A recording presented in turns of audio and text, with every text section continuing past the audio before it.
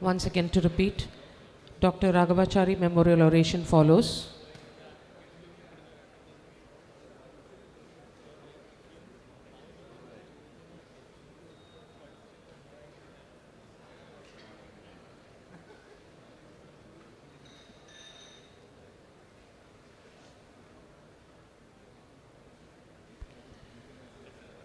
May I invite onto the dais for the prestigious oration, Chairman ASI Chapter, Dr. M.P. Srijayan,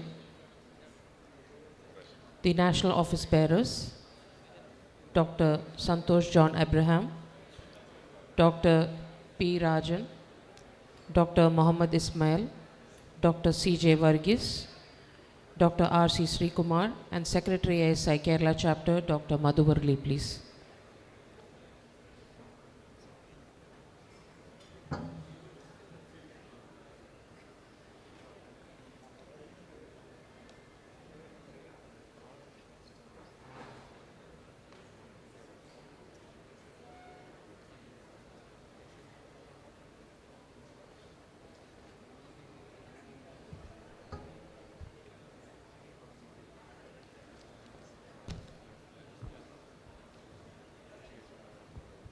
May I please hand over the proceedings now to the Chairman.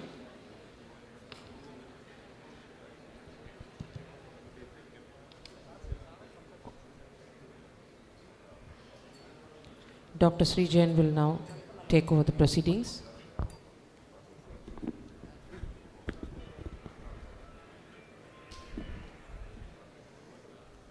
Very good morning to all.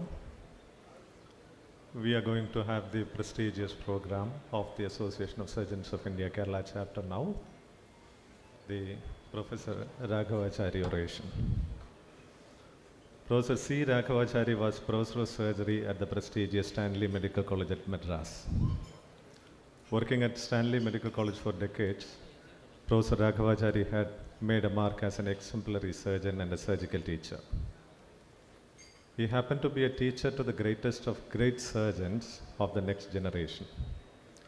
After his retirement from Stanley Medical College in late 1960, he was brought to Kerala at the behest of the then government so as to improve the standard of surgical teaching in the state. He joined Trivandrum Medical College as a postgraduate teacher in the Department of Surgery and adorned the position till his retirement. Most of the senior teachers sitting here have been lucky enough to have been taught by him. A legendary teacher par excellence. He was a doyen of all teachers, and what we are today is because of his teachings to the previous generation. The tempo of his teaching was brilliant, inspiring and challenging. Dr. RAGHAVACHARI taught surgery as one core. He held students spellbound for 3 hours with a weekend lineup of patients on the verandas so that they could learn better. His methodology was so standardized that students could not fail. Apart from being a teacher, he was a good tennis player who used to spend his evenings at the Trivandrum Tennis Club. In addition to tennis, he had a great interest in cricket as well. And the students of those days used to say that the only days Dr. RAGHAVACHARI would not teach were the test match days, for he was a cricket enthusiast, passionate about the theatre as much as operation theatre. Dr. RAGHAVACHARI spearheaded in the Stanley Theatre Group and was particularly fond of staging Tamil plays and historical fictions. He spent his last years in Chennai and he succumbed to cancer of the tongue. In his revered memory of the Association of Surgeons of India Kerala Chapter has instituted an oration, and that is the highest honor that is being conferred to any of the practicing surgeons of Kerala who have been a member of the Kerala State Chapter. For the year 2024, ASI Kerala Chapter has decided to bestow the Professor RAGHAVACHARI oration to Professor C. GOPALAKRISHNAN, and I invite Professor C. GOPALAKRISHNAN to the dais. Dr. Madhuvarli, the Secretary, please accompany him.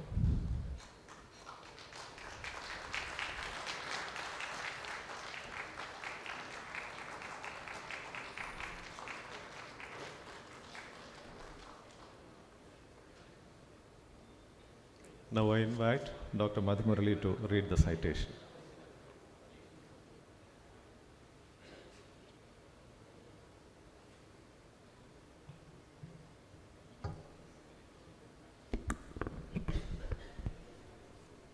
Good morning to all. Professor Dr. C. Gopalakrishnan Nair did his undergraduate and postgraduate studies at the Government Medical College, Kottayam.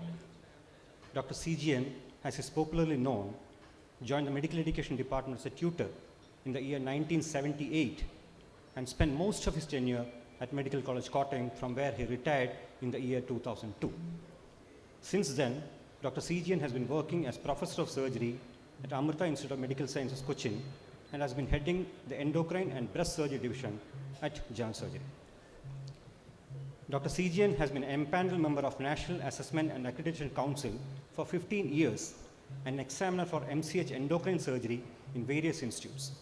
He has been an invited member of the committee to assess promotion in endocrine surgery of King George Medical College, Lucknow, and invited faculty at many national and state level scientific conferences, particularly associated with endocrine background. Dr. CGN has authored or co-authored more than 30 original articles and were published in national and international journals. A comprehensive book on surgical management of thyroid and the parathyroid disease, edited by Dr. Gopalakrishnan Nair, is just about ready for publication. The members of the Association of Surgeons of India Kerala chapter is honored to bestow him the highest award, Professor RAGHAVACHARI Oration, for the year 2024 to Dr. C. Gopalakrishnan Nair.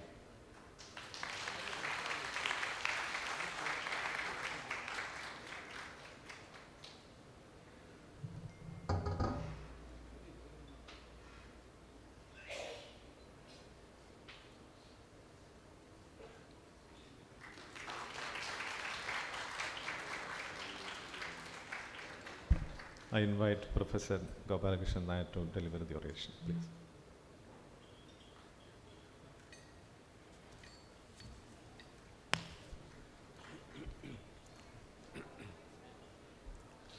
To begin with, let me offer my humble pranams to the great teacher. I'm really fortunate to say that I was an alumni of this institution, which is celebrating the Diamond Jubilee this year. See that when I was joined in 1968, it has got a very meager physical infrastructure, but it was well compensated by extremely high, excellent intellectual infrastructure. I am bringing greetings from Amrita Institute of Medical Science, where I belong to for the last 22 years. And I also bring you the greetings from the authorities and also the guiding force behind the institution, who we fondly call AMMA. And I also bring greetings from the entire Department of Surgery that is shown here. I was really fortunate to be trained under three big personalities, really big. And each one of them are individually so good or excellent in their character and capabilities, and they were parallel to each other, but they were excellent in their capabilities. Out of this, Dr. Matthew Varghese, the legendary pancreatic surgeon, is still there. I pay my respect to Dr. Matthew Varghese, Jacob sir, and Madhav Nair sir. And these people were supporting them, and we had a wonderful teaching learning abilities, teaching learning atmosphere in those days, and those days are never forgotten, and some of us carry the legacy of these teaching learning abilities that we received from those institutions. I'm really fortunate, I consider myself very fortunate to have spent 4 years under guidance of, under this Dr. Jayakumar. And this period I consider as a golden period of my life. And I pay my respect with respect and love to Dr. Jayakumar sir. The topic on which I was about to talk is a retrospective cohort study, which we concluded a year ago, and the manuscript is under consideration in the Journal of Endocrinology Metabolism. The way in which I would like to cover it is to go through the overview or the characteristics of primary hyperparathyroidism in India in general, and the routine management that we follow in India, and also how it differs from the primary hyperparathyroidism seen world over, especially in the European Union countries and North American countries. We should pay respect to this great gentleman, Sandstone, a Swedish surgeon who had a very short life, very tragic life and tragic death, and he had the last discovery of human anatomy. That's what the anatomists used to say, the anatomy of the parathyroid glands. But his article was disowned or was not accepted by Virtue, and he later committed suicide out of depression. The current definition of hyperparathyroidism is clonally dysregulated growth of parathyroid tissue, which is not under the control of calcium sensing receptors. There is excess production of the parathyroid hormones. As we all know that it comes under three headings, the primary, secondary and tertiary, but I considered to go through this only the first part, the primary, which has got three different clinical expressions, the symptomatic disease and the asymptomatic variant, and also the recent entry called the normocalcemic variant.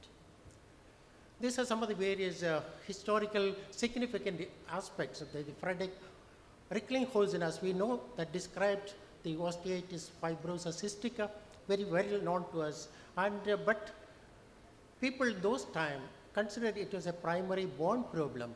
And when Ashkenazi in 1901 found out that there are associated parathyroid lesions, they thought it is only a secondary to primary bone pathology.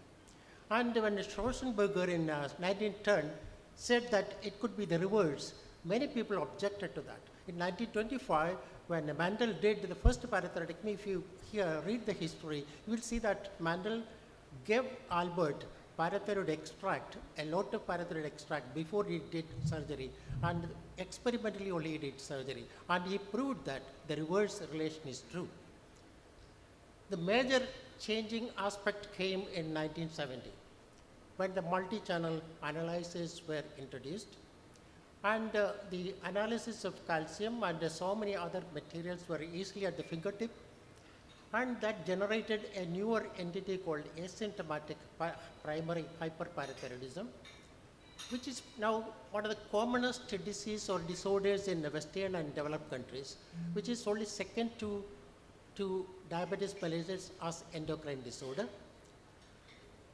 And those people, the researchers in the European Union and North America used to say that Asians do not have any survey and probably are not picking up asymptomatic disease, and that is a reason for symptomatic disease predominantly seen in Asian countries. So that is a blame that they used to do, but this is not very true. We'll come to that later. Is primary hyperparathyroidism rare disease?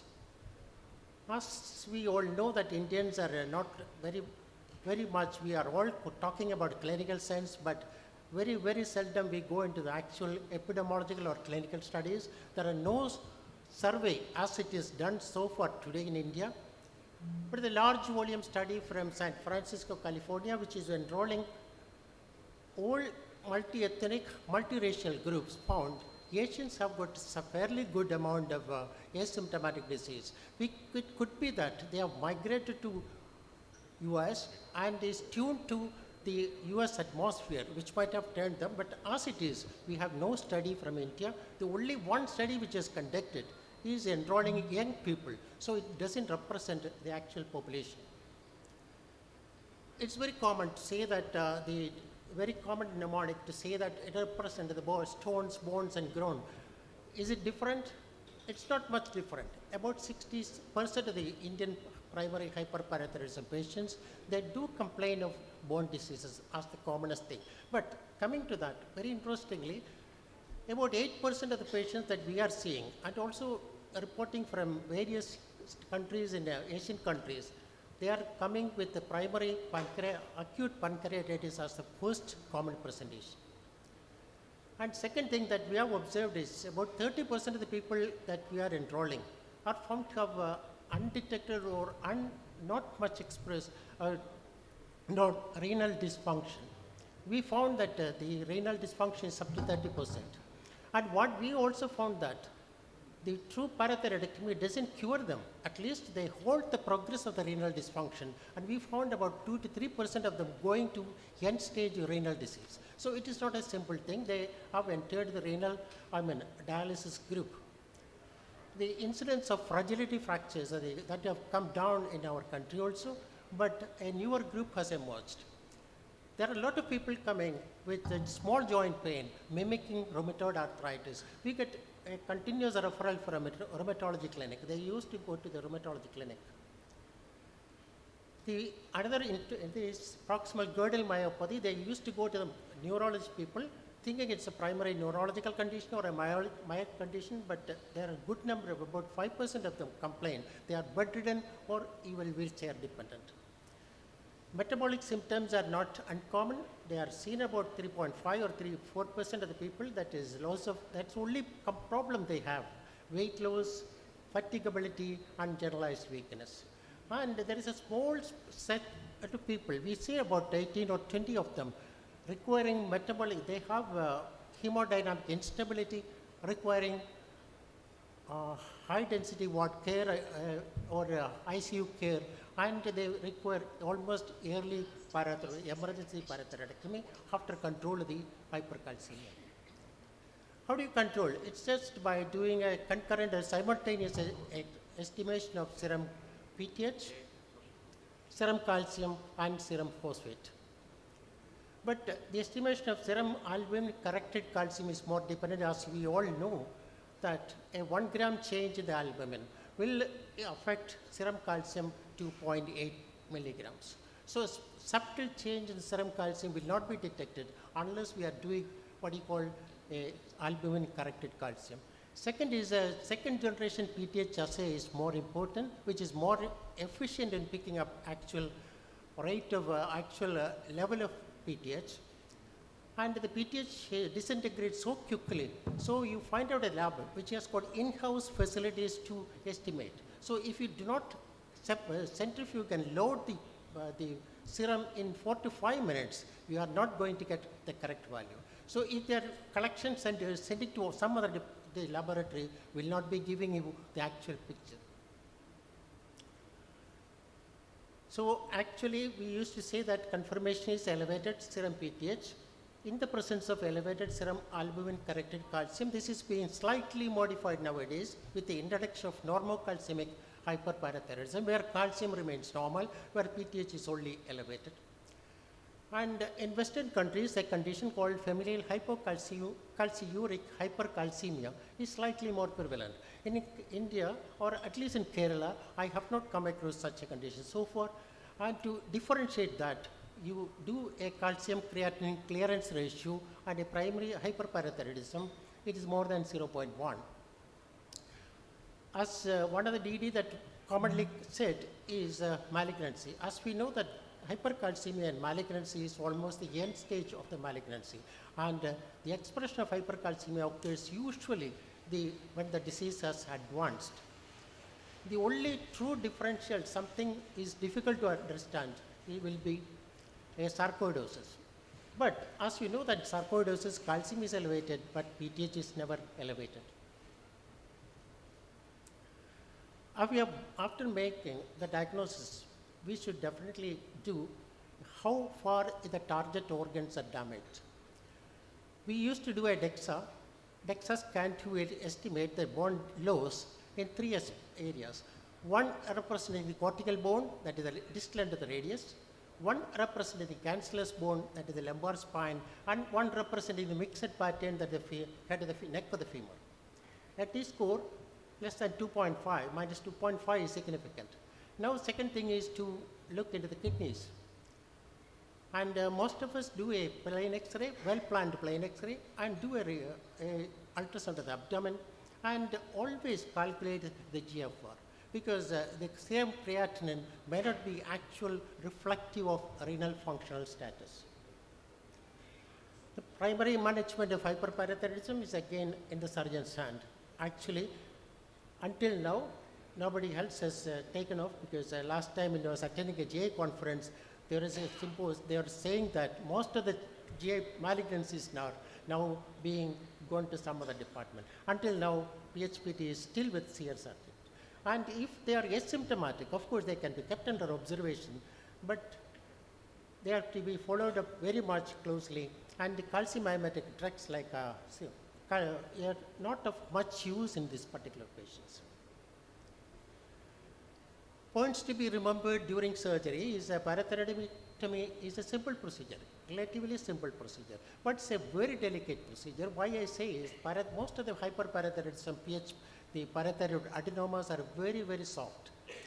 And you need to separate them from the vital structures on the neck with care. Why? If a small break of the parathyroid tumor will spill over the tissues into the surrounding area, which will lead on to an incurable condition called parathyroidomatosis. So small break of it will lead the patient to about 10% of them will end up in parathyroidomatosis, which is very, very difficult to treat with. And second, up to 15% of the patients may have additional adenomas. Now, two technical advances in parathyroid surgery has made the outlook very, very different. One is effective localization procedures, and second is introduction of intraoperative parathyroid hormone assay. This is a very famous statement that we used to quote from many of the people. John Dockman was interestingly one of the members of the first guideline forming committee, but he said, I think I would like to correct it and say that we should look for an institution which is much technically advanced in the management of primary hyperparathyroidism. Now, before the introduction, what we used was a total neck exploration. You have to explore the entire area of the normal anatomical location of the thyroid, and also search for ectopic locations, and inspect each parathyroid individually, and then remove the abnormal thing. It was good in the hands of trained parathyroid surgeon. It gave good results, but what happened is handling parathyroids definitely will have damage to parathyroid glands, and permanent hypoparathyroidism was very common in their hands, and surgical time is very long, and thirdly, injury to recurrent laryngeal nerve and other structures are very common.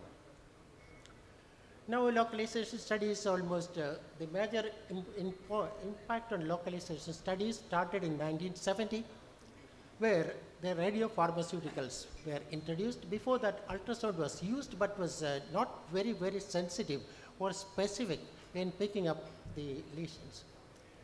The first introduction was a double tracer technique.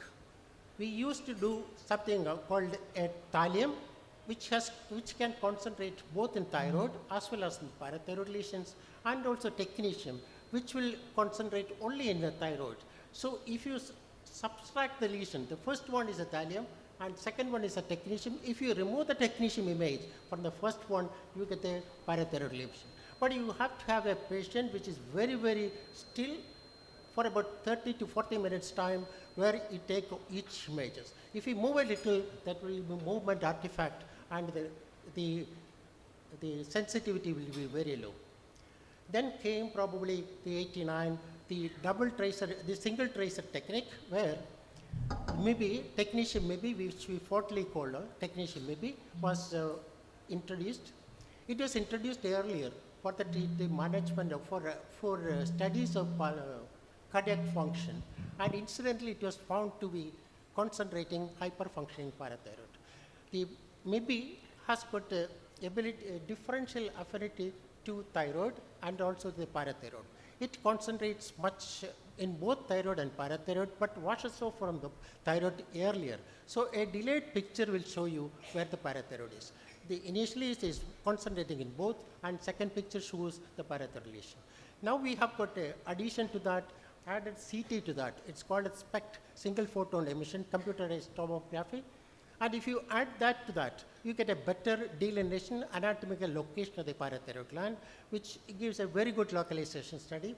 And from our experience, it is about 93% accuracy in our studies. And generally, it is at about over 90%. But only if the PTH is more than 250 approximately, the values are very good. And in India, there is a large issue that we have a large number of thyroid nodules in the community, smaller 1 centimeter or less than 1 centimeter size. And one of the survey from our institution showed about 15% of the females in Ernakulam district had thyroid nodule. So it is prevalent in the country, and thyroid nodule definitely will interfere with maybe localization.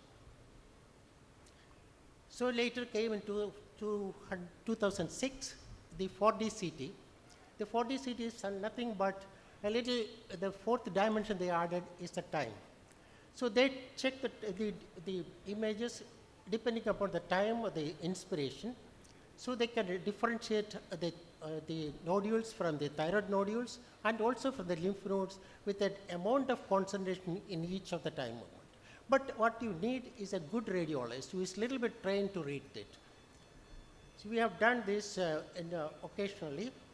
This patient had a negative MIBI scan. We did a 4D CT. You can see that it's 1 sub-centimetric nodule, parathyroid lesion inferior to the left lobe, which was successfully removed. The last entry, which is being very popular nowadays, coming to be popular nowadays, is 18 fluorocholine PET CT. The fluorocholine was a tracer that is used in the custom of the prostate widely. Now we have found out that it's also getting concentrated in hyperparathyroid lesions. This patient also had, again a patient with acute pancreatitis. We found the patient had a parathyroid lesion associated with that. So we did a MIBI scan. It was not finding any lesion there. So we did a the fluorocholine PET CT, which showed a right inferior parathyroid, which is actually in the very close to the origin of the carotid artery there. We had to, the carotid at the lower third, and we had to do a mini sternotomy to retrieve that. Another technological advance in parathyroidectomy is the intraoperative parathyroid hormone assay. The parathyroid hormone is 84 amino acid chain, which I told you is a rapidly disintegrating chain.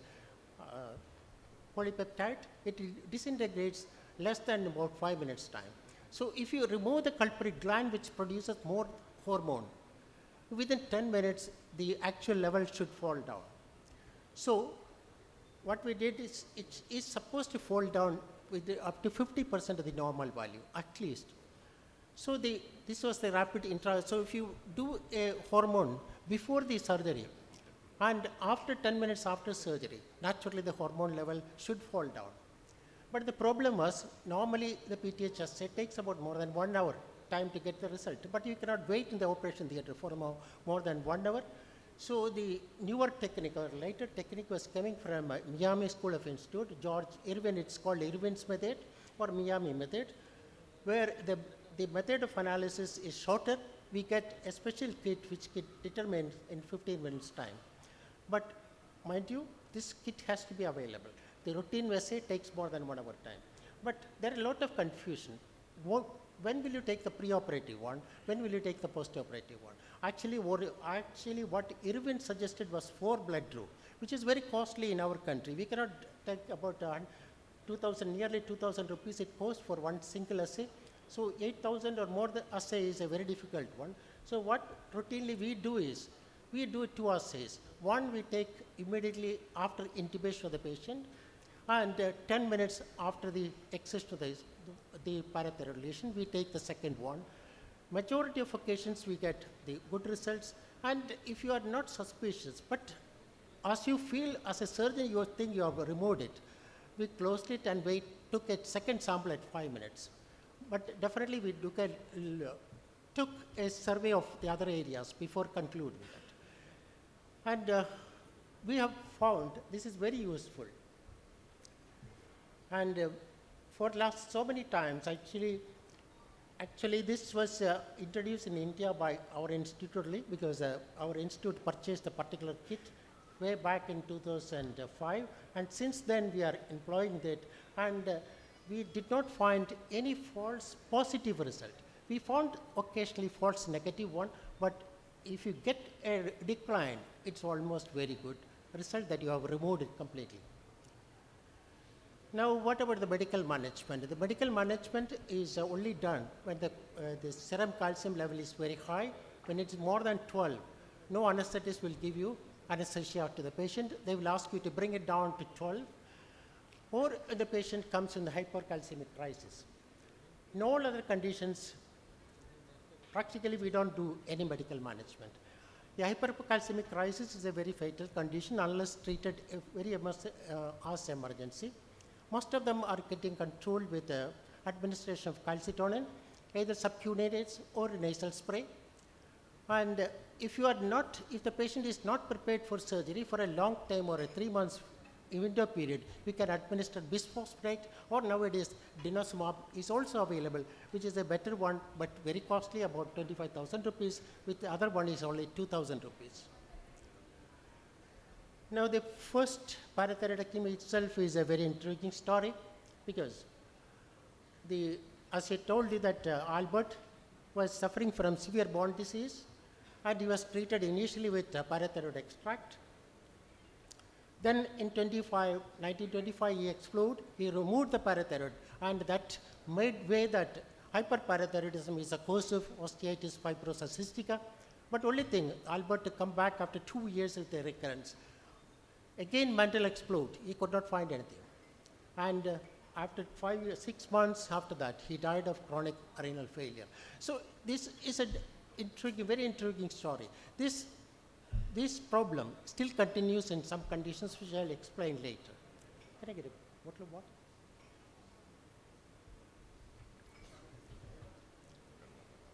The impact of technological advances in surgery, I told you that it has changed the approach to the parathyroidectomy. Before the introduction, the total neck exploration was the rule, where I explained what it was. Now, after that,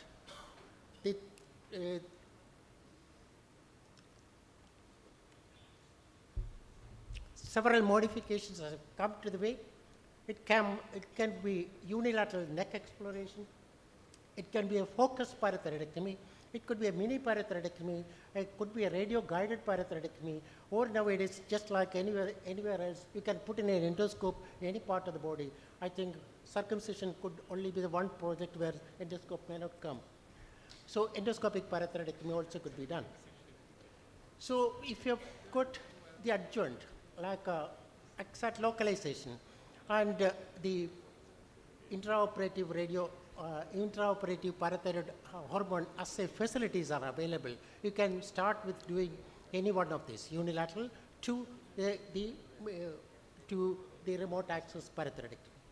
So, but when it was introduced, old people like me were very little bit skeptical, and they wanted to, even after removing the culprit gland here, we would like to see whether any other. We looked into the one above that and ensured that the normality of the other one. This procedure is not nowadays in stay, but this is the one which is commonly practiced, which is called the focused parathyroidectomy. Here, the culprit gland is correctly identified. We used to do at least 2 types of imaging. One, the radiopharmaceutical imaging, and after that, an anatomical imaging, which you usually do ultrasound. And the lesion is excised, and after that, the completeness is ensured by intraoperative parathyroid assay. This is the patient which we sit. The ultrasound is also done.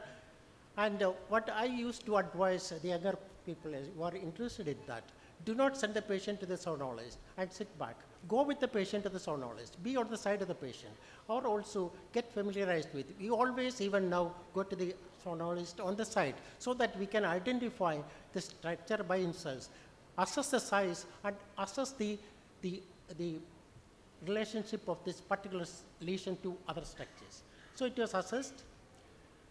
Always do a neck examination, because there is a chance of osteoporosis occurring to the cervical spine. A little bit extension will produce problem. I'll come to that later. This is the procedure that we do. Usually we do under GA. Intraoperative parathyroid blood draw is done, a small incision. We used to go through a strap muscle cutting approach, and the parathyroid, in fact, it's a bigger parathyroid, superior parathyroid. It is removed. You can see the recurrent laryngeal nerve above, and the parathyroid hormone fell down declined from 2018 to 26.49. So this is completed like that. And out of the last 18 years, we might have done more than 400, and almost 87.8% were focused parathyroidectomies, with 98% of the first time successful explorations. Mini parathyroidectomy is a little bit modification. We always think that small is good. I don't know whether small is good. I belong to the older category where Mathivaris are used to teach me, make a bigger incision to expose. With the big and the small heals the same time, but I don't think the younger will accept that one. When you take out the parathyroid, the small incision 2 to 3 centimeters long, it's called a mini parathyroidectomy. It's a focused parathyroidectomy done through a small incision. It's technically very demanding because the operation field is very small and the parathyroid is very fragile and a rupture will be very catastrophic to the patient. And this spillage is catastrophic, as I told you before. But again, this one is correctly identified. We mark the patient with ultrasound, take her to the operation theater. Through a small incision, we can take out. Here also, PTH fame declined from 257 to 60. So successful parathyroidectomy in that. So when you are you are inclined to use intraoperative adjuncts, this is one of the things that can be used. Gamma probe, it was available, I think, in Kerala. It's something from 2000 onwards. Our institution had one since 2003. A gamma camera is also available nowadays. A gamma camera gives images. Gamma probe gives only audible or visual signals. We have the gamma camera with us, usually what they use. Here, the technician maybe is the one that we usually inject to the patient about 2 hours before surgery. And when the patient is brought to the theater, to operation theater, most of the concentration of the thyroid is gone, washed off, and the parathyroid will be easily located by MAB scan. So we do a pre-incision localization, and we can also do an intraoperative localization. And after the removal, it can be also, the probe can be used to ensure that is the one that we have removed. Since the lesion that we have taken out will be still noisy. The parathyroid lesion located by probe, it has got about 2 times or 3 times more intensity or audible signals given to the bone.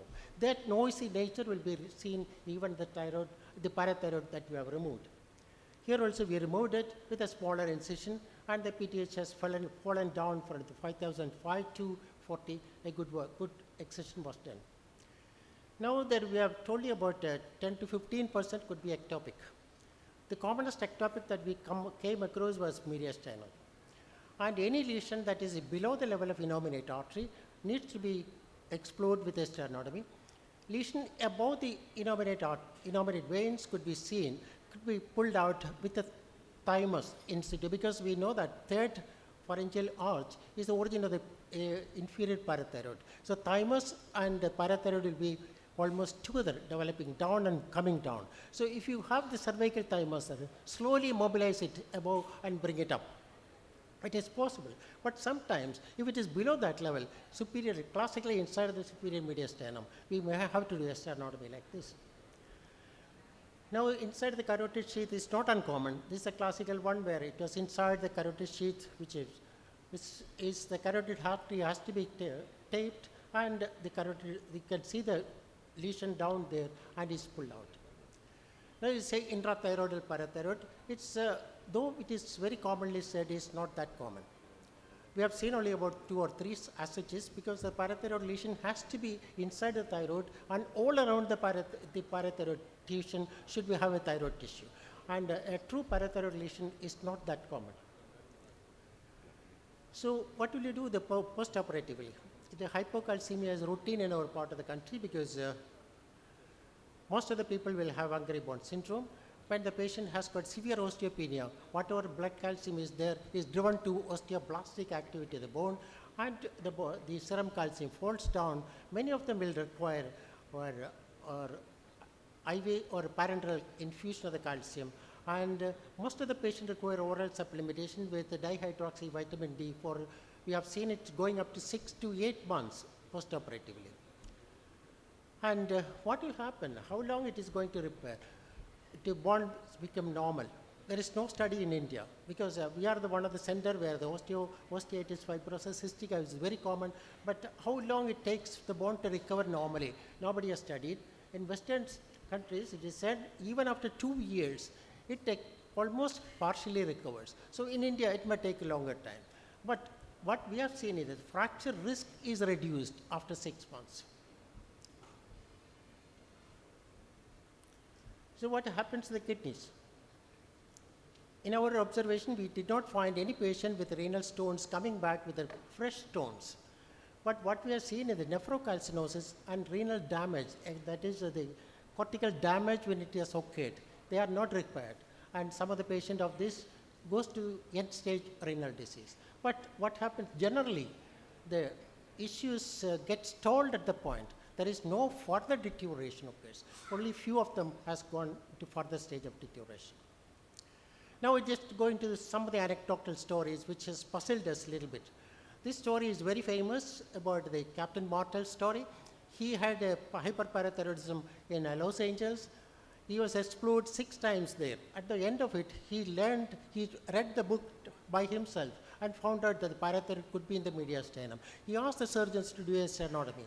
They got the parathyroid lesion outside, but he died of intractable hypocalcemia postoperatively. It's a very famous story among the parathyroid surgeons. I do not know, my friend Dr. Pradeep PV is there. This patient was operated very early in our country. He came with multiple fractures of long bones all over. He was with us. He had an intraoperative PTH value 347. Calcium was very high. Look at the ALP. It's 1,278. Severe bone loss was there. We explored him 3 times. All the 3 times we failed. In the bargain, he lost his one lobe of thyroid and 2 normal parathyroids. And then Dr. Mishra is head of the endocrine surgery unit at SGPGI, visited us for some other purpose. He consulted him. He said he will help. So through the telemedicine, telecommunication link, we established a connection when he operated. From the theater, we sent the images to him, and the video was sent to him. We discussed. And finally, we agreed to go in for a sternotomy together. And with the sternotomy, without imaging evidence, we did the sternotomy, and there the culprit was. And the boy is now okay. Is a series of operations, orthopedic corrections, and now he's married with 1 child. He's a parathyroid adenoma, which is proved.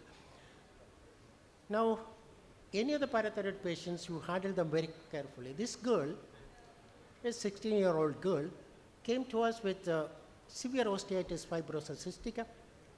She had fractured many of her bones and never had an adolescent playful life. She could not attend the school correctly anymore, and she had look at her ALP 1000 over 1000, but look at your parathyroid also, which is 1467, very high. So bones were so much damaged, and she had a parathyroid lesion very well in the left side. But when we explored, the parathyroid is densely adherent to the thyroid. And we did a thyroidectomy also, hemithyroidectomy also. But that's quite natural. But only thing is the patient, while being shifted from the operation table, she fractured her femur, shaft of the femur, and suddenly went into hemodynamic shock. So it was very carefully done, even with a very careful handling. Look at her bone, if you see that the cortex is dense or extensively damaged. So handling this patient, the postoperative and preoperative times should be very, very careful.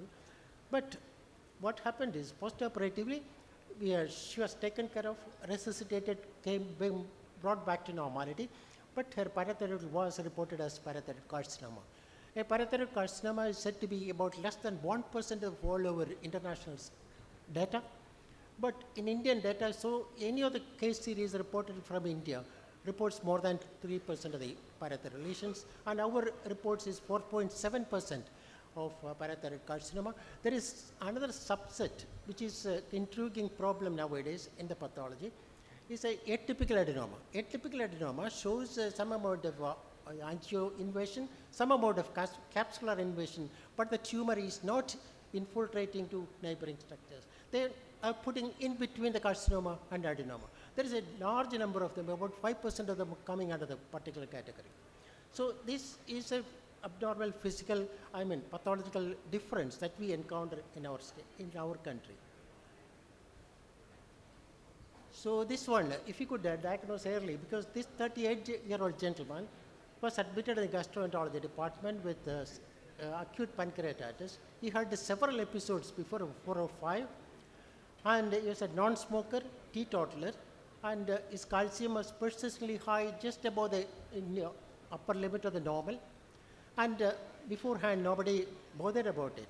And we, as later diagnosed at PHPT, we did a successful parathyroidectomy in this patient. But look at, after 6 months when he came for review, he had calculus, CCP developed. If he could detect the patient earlier, we could have done a parathyroidectomy, which could have aborted the stage of development of CCP in this particular patient. So in our study, we have found 8.6% of the patient with a PHPT are reporting with acute pancreatitis. And the simultaneous time, in 508 patients of acute pancreatitis, we found that 2% had parathyroid lesions. Now, this one is a patient, again, a young patient, which we did. We found, along with that, he has got a chromogranin A elevated. A chromogranin A elevation is actually, we all know, is an indication of neuroendocrine tumor. And we did, simultaneously, we did a CT of the patient. We found 2 lesions inside the pancreas. At DOTA-PET CT also localized 2 lesions in the pancreas. We did a subtotal parathyroidectomy for the patient, and also the patient underwent a distal pancreatectomy, and which showed a grade 1 lesion in the pancreas. Now I conclude with this one, which is recently happened to us. This 40-year-old gentleman came to us with a referral letter. He was treated elsewhere for parathyroid crisis. And he had a PTH level 1584. They maybe showed a very good lesion in the left inferior parathyroid. Our sonologist said, go ahead, you are going to remove it easily. We explored, thinking it's going to be a simple lesion, nothing came out. After 3 days, we re-explored the patient. With all technical support, we had the gadgets, all gadgets possible with us. And a thoracic surgeon also joined us. After exploring down to that, we could not find out. Taped the carotid artery, we could not find anything. We told them that we could do a further imaging. A choline PET could be done, but the bystander and the patients were wiser. They thought that they are no good. They went to CMC Vellore. From CMC, Dr. Paul called me, and I gave him all details, and he explored, and he also failed first time. 7 days after, he re-explored. With the sternotomy, he removed it. It was the posterolateral to the carotid artery. And when I reviewed the CT with us, you can see that the CT showing lesion just lateral to the carotid artery. So that shows inadequacy in the homework that has to be done. Now the last part is the symptomatic parathyroid lesions that's seen in India is different from that you see in the other part of the country. This is one of the blame that one of the very eminent person used to say that if you are finding out the preoperatively, good surveillance will avoid development of the symptomatic disease. This is done commented by none other than Bilisakian. There's the change in the clinical profile towards asymptomatic and even normocalcic variants of PHPT can be accounted for evolving clinical paradigms, population screening, and healthcare system practices. But look at another great man is saying, instead of, they observed a patient for 2 decades, no further progress occurs. So asymptomatic progressing to symptomatic is not proven. Now look at the typical characteristic of those patients. They are all postmenopausal patients. And serum calcium is always less than 1 milligram of upper normal limit. And PO4 is normal, and PTH is marginally raised, never than more than 3 times of the normal value. And most of them are solitary adenomas or hyperplasias, and carcinomas are very rare. Looking at our data, our patients are 46 mean values, calcium level is 12.57, and PTH mean value is 670. And look at the calcium, the PTH, the vitamin D levels are not that catastrophically low. They are always maintaining the good values. And so we think that the demographic, clinical, and histological characteristic of PHPT in India is generally similar. Most of the data that is published by the Indian authors are similar to us. So about 80% of the patients in all over the India or even Asian countries are still symptomatic. The combined mean age is approximately 39. Gender ratio is high prevalence of male, unlike that of the female patient. Majority of patients have significant bone loss. The multiglandular disease are less, and carcinomas are very high. So symptomatic PHPT encountered in Asian countries is different that we assume, and that is our proposal. But definitely a genetic study needs to be done to differentiate from that. I think I'm standing in a place where these two brilliant geniuses were lived. I'm extremely happy to be here for some time, and thank you all for the patient hearing.